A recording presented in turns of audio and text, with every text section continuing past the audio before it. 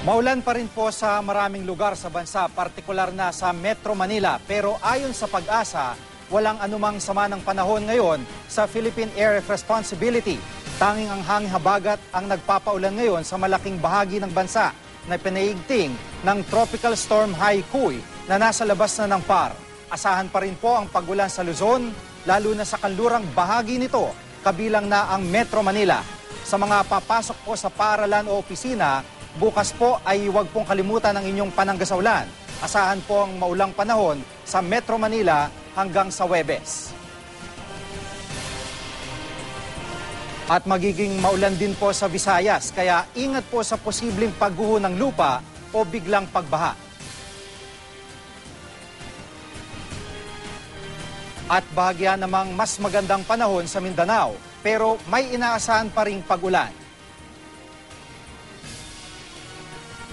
Anuman ang panahon, magplano, magsiguro, makibalita sa GMA Weather.